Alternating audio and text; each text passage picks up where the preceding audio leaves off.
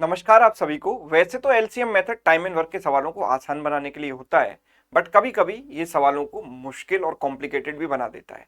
तो हम किस टाइप के सवालों को बिना एलसीएम मेथड के सॉल्व करें ताकि वो जल्दी सॉल्व हो पाए, आइए हम देखते हैं। लेकिन उससे पहले आपको एक सिंपल सी बात पता होनी चाहिए।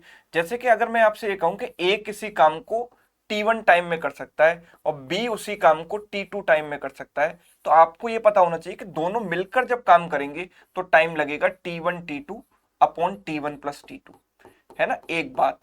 दूसरी बात आपको यह भी पता होना चाहिए कि अगर ए और बी मिलकर किसी काम को T1 टाइम में कर सकते हैं और बी अकेला उस काम को कर सकता है T2 टाइम में, तो यहां पर मुझे ए का टाइम नहीं पता, राइट।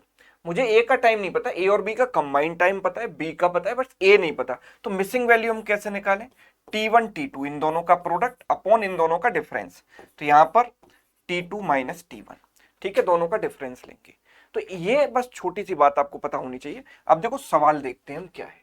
सवाल है A can complete a work in 126 days, B can do it in 288 days, है ना। कुछ लोग क्या करते हैं, आंख बंद करके पहले एलसीएम लेना स्टार्ट कर देते हैं। अब आप सोचो कि 126 और 288 का आप एलसीएम लोगे, कितना ज्यादा टाइम आपको लगेगा, है ना। तो एलसीएम लेने से पहले सोचिए और सवाल को आगे पढ़िए।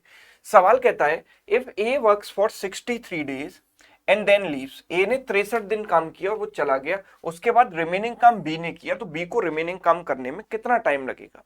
तो आपको कोई एलसीएम नहीं लेना, सिंपल इतना देखो कि ए ने 63 दिन में कितना काम किया होगा। तो मैंने कहा कि ए ने 63 दिन काम किया है और ए पूरा काम करता है सर 126 दिन में।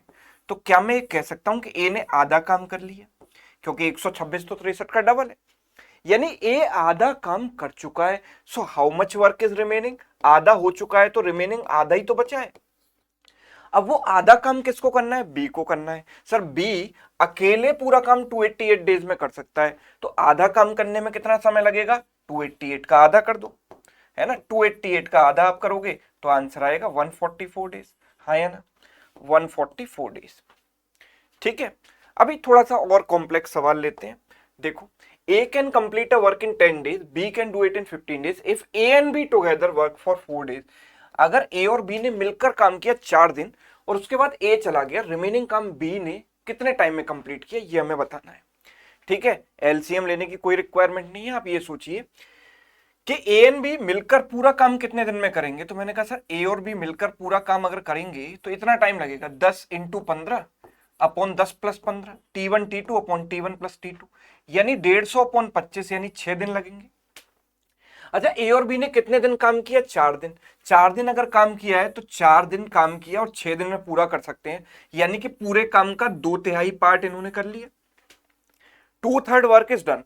तो how much is remaining? 1 minus 2/3, 1/3 काम बचा हुआ है ना। अब ये 1/3 काम करना किसको है? बी को करना है अकेले। सर बी पूरा काम 15 दिन में कर सकता है, तो 1/3 काम करने में कितना समय लगेगा? 15 का 1/3 यानी 5 दिन, हाँ या ना।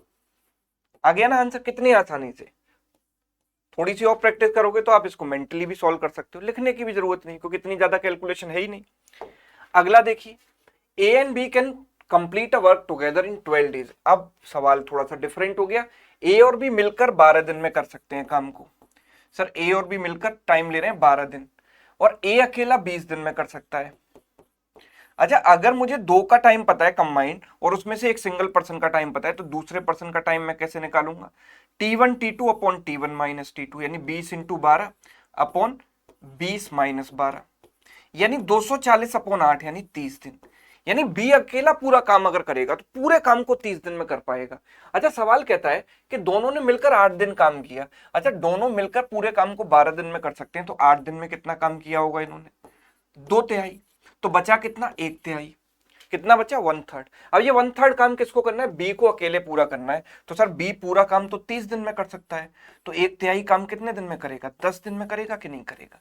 खत्म कहानी। Answer is what? 10 डेज।